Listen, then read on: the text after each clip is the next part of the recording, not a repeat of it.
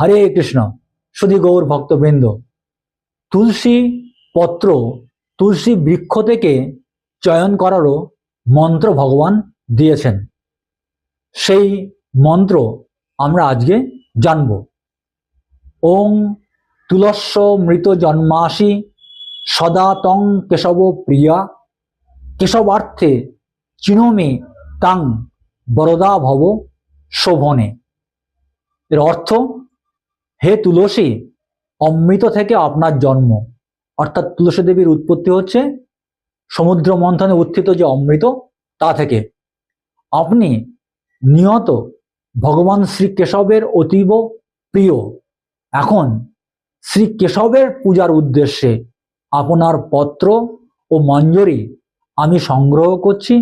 কৃপা করে আমাকে বরদান করুন। অর্থাৎ চয়নকালে এই মন্ত্র উচ্চারণ করে আমরা তুলসী পত্র, তুলসী বৃক্ষ থেকে চয়ন করব। হরে কৃষ্ণ।